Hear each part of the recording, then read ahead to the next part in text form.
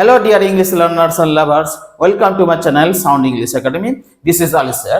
Today's class present indefinite tense. So present indefinite tense is very important. So already I gave two class on present indefinite tense. Today I am going to give this tense in detail. Okay. So already I explained the diagram of this tense. Today I am going to explain again more. So first we have to understand what is present indefinite tense. Present indefinite tense of a verb express present action, position, incident, universal truth, habitual fact, state of mind or emotion, fixed action, or more. And this tense, very important tense, already I explained. So try to understand the diagram of this tense. It is present border, it is past border, and it is future border. Okay. Here try to understand present border crosses the past border. Here A, here S, here B, and it present border and A, that is crosses the present border crosses the past, and present here it is S is still true, that is it is present, and also present border crosses to future, it is B, that is same, and A, that is existed. So try to understand. A means that is existed already in past, মানে এই যে এটা আছে মানে present cross করে পাস্টে চলে গেছে এবং পাস্ট দেখো এই যে এইখান থেকে আমরা এখানে আসছে, তাহলে অ্যাকচুয়ালি প্রেজেন্ট বর্ডার ক্রস করে পাস্টে চলে গেছে। তাহলে আমাদের প্রেজেন্ট ইনডিফিনিট টেন্সটা হচ্ছে কি অলরেডি পাস্টে শুরু হয়েছে, এটা পাস্ট ইভেন্টকেও বোঝায়। ঠিক আছে, প্রেজেন্ট স্টিল ট্রু, যেটা প্রেজেন্ট স্পিকিং টাইম এখন বলছি, এটা হচ্ছে স্পিকিং টাইম, প্রেজেন্টটাও বুঝাবে, এবং প্রেজেন্ট এবং পাস্টকে মিল নিয়ে এবং ফিউচারে যে দেখো এখানে বি চলে গেছে, অতএব এটা সেম, মানে বি ফিউচারে এটাকে এই প্রেজেন্ট ইনডিফিনিট টেন্স আমরা ফিউচার ইভেন্টও আমরা এক্সপ্লেন করতে পারি। আমি একটা উদাহরণ দিই, যেমন I teach students daily, it means I taught a student last day. I teach a student today. আজকে আমি পড়াচ্ছি, গতকালকে পড়িয়েছিলাম। And I will teach student tomorrow, এবং আগামী দিনও পড়াবো। Because I use the adverb daily. এই daily, তাহলে এই সেন্টেন্সটাই আমাদেরকে বুঝিয়ে দিচ্ছে যে প্রেজেন্ট ইনডিফিনিটটা টেন্সটা কি পাস্টেও হয়, পাস্টকে এক্সপ্লেন করে, প্রেজেন্টকে তো করেই, এবং ফিউচারকে এক্সপ্লেন করে। যেমন আর একটা আমি উদাহরণ দিই, যেমন আই লিভ অ্যাট চাঞ্চল, তাহলে আমি চাঞ্চল বাস করছি, তাহলে এর গত দিনও ছিলাম, গত বছরও ছিলাম, মানে এর আগেও চাঞ্চলেই ছিলাম, এটা মানে হচ্ছে পাস্টেও ছিলাম, এখন আছি, I live at Chanchal. Then still true বুঝাতে, যেমন the earth moves round the sun. Okay, এই যে এটা হচ্ছে স্টিল ট্রু, দ্য পৃথিবী সূর্যের চারিদিকে ঘুরে। অ্যান্ড ফিউচার দ্য সেম বুঝাচ্ছে। এই সেম জিনিসটা কি ট্রাই টু আন্ডারস্ট্যান্ড। এটা হচ্ছে suppose every mother takes care of her child. এই যে every mother takes care of her child, তো এই তার মা আগেও যত্ন নিয়ে, তো এখনো নিচ্ছে এবং ভবিষ্যতেও নিবেই। তো এই ফ্যাক্টর পাস্ট এবং প্রেজেন্ট এই দুটোকেই বুঝাচ্ছে বলে, এবং ফিউচারও মা তার ছেলের যত্ন নেবে, সেই জন্য এইখানে আমি ইউজ করেছি সেম। ক্লিয়ার? বুঝাতে পারলাম ডায়াগ্রাম এবং প্রেজেন্ট ইনডিফিনিট টেন্সটা কি জিনিস। এবার প্রেজেন্ট ইনডিফিনিট টেন্সের আমি ডিটেলসে আজকে আলোচনা করছি। যে প্রেজেন্ট ইনডিফিনিট টেন্সটা আমরা কি কি উপায়ে ব্যাখ্যা করতে পারি। So let me explain. Present indefinite হচ্ছে ইউনিভার্সাল ট্রুথ, যেমন ইউনিভার্সাল ট্রুথ মানে চিরন্তন সত্য, যেটা দ্য স্কাই ইজ ব্লু, আকাশ নীল, এটা চিরন্তন সত্য, universal truth. Saturday comes after Friday, হ্যাঁ ফ্রাইডের পরে স্যাটারডে আসে। দেন পার্মানেন্ট অ্যাকশন বোঝাতে এই টেন্সটা ইউজ করা হয়, যেমন উই লিভ ইন ইন্ডিয়া, আমরা ইন্ডিয়াতে আছি, ছিলাম, থাকবো। And I teach English daily, তো আমি প্রতিদিন ইংলিশ পড়াই ছাত্রছাত্রীদের। So I teach English daily, it is permanent action, আমার প্রতিদিনের কাজ হচ্ছে আমি ছাত্রছাত্রীদেরকে ইংলিশ পড়াই। ইয়েস। এ হ্যাবিচুয়াল ফ্যাক্ট অভ্যেসগত বোঝাবে, যেটা mister Ali walks in the morning, হ্যাঁ আমি প্রতিদিন হাঁটাচলা করি। উই স্লিপ অ্যাট নাইট, আমরা রাত্রেবেলা কি ঘুমাই, অবশ্যই আমরা ঘুমাই, এটা ইজ হ্যাবিচুয়াল ফ্যাক্ট, আমরা রাত্রি হলে ঘুমাবো। টু স্টেট হিস্টোরিক্যাল ফ্যাক্ট, ঐতিহাসিক কোনো ঘটনা বোঝাতে আমরা এই টেন্সটাকে ইউজ করি। ইন্ডিয়া উইন্স ফ্রিডম ইন 1947, হ্যাঁ এটা 1947 ইন্ডিয়া হ্যাঁ স্বাধীন হয়েছিল। Gandhi leads non violent movement, এই যে নন ভায়োলেন্ট মুভমেন্ট, এই গান্ধী এটা কি করেছিল, এটা হিস্টোরিক্যাল ফ্যাক্ট, গান্ধী এটাকে পরিচালনা করেছিল।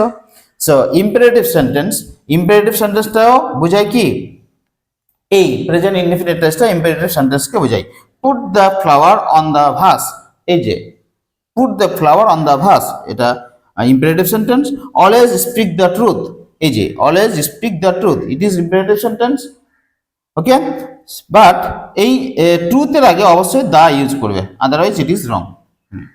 তারপরে দেখো an action fixed in the near future, ভবিষ্যতে আসন্ন ভবিষ্যতে হতে যাচ্ছে সেইটা বোঝাতে আমরা এই টেন্সটা ইউজ করি। যেমন the school opens on Monday next, এই যে the school opens on Monday next, আগামী সোমবারে আমাদের স্কুল খুলবে। তাহলে এই যে খুলবে, স্কুলটা খুলবে, এই অনেক সময় আমাদের নোটিশ বোর্ডে অনেকে লিখে the school will open no, এখানে যদি উইল করা যায় ইট ইজ রং, উইল হবে না, the school opens on Monday next. Okay, কেন, it is fixed action, clear. Then the marriage happens next month, আগামী মাসে বিবাহটা হবে, এই যে এটা ফিক্সড অ্যাকশন বলে আমরা এই ধরনের সেন্টেন্সটাকে ইনডেফিনিট টেন্সে ইউজ করি, ক্লিয়ার। নিউজ পেপারস হেডলাইন্স, এই যে নিউজ পেপারের হেডলাইন্সগুলো যে আমরা দিই সাধারণত আমরা প্রেজেন্ট ইনডেফিনিট টেন্সেই দিই। যেমন প্রাইম মিনিস্টার অ্যাসিওরস জুডিশিয়াল প্রোব, এই যে জুডিশিয়াল প্রোব, এই যে অ্যাসিওরস করেছে, তাহলে এটা হচ্ছে হেডলাইন। দ্য অ্যাক্সিডেন্ট কিলস 150, এই যে এই ধরনের আমরা কোন একটা ঘটনা ঘটেছে তার থেকে 150 জন মারা গেছে, তাতে এই ধরনের ঘটনা আমরা কি করি, প্রেজেন্ট ইনডেফিনিট টেন্সে হেডলাইন্স দেওয়ার চেষ্টা করি, clear. Then try to understand condition মানে শর্ত, যেমন if you come I shall go, এই যে ইফ ইউ কাম এটা হচ্ছে শর্ত, এই ইফ ইউ কাম এটা হচ্ছে sub clause, subordinate clause, I shall go it is main clause. Try to understand, এই যে ইফ ক্লজ দিয়ে যদি আমরা করি, ইফ ইউজ করি, তাহলে এই সাবঅর্ডিনেট ক্লজটা হ্যাঁ এই সাব ক্লজ হবে সবসময় ইনডেফিনিট টেন্সে, এটা ইনডেফিনিট টেন্সে হবে, ক্লিয়ার। অ্যান্ড মেন ক্লজটা হবে কি, এটা মেন ক্লজ, এটা হবে ফিউচার টেন্সে এটা হবে, হ্যাঁ এটা বোঝার চেষ্টা করে। এটা সাবঅর্ডিনেট ক্লজ মানে ইফটা যেই ক্লজের সঙ্গে, যেই সেন্টেন্সের সঙ্গে যুক্ত থাকবে সেটা হবে সাব ক্লজ, এবং সেটা হবে প্রেজেন্ট ইনডেফিনিট টেন্সে। আর যেটা মেন ক্লজ, প্রিন্সিপাল ক্লজ, সেটা হবে ফিউচার টেন্সে, ক্লিয়ার।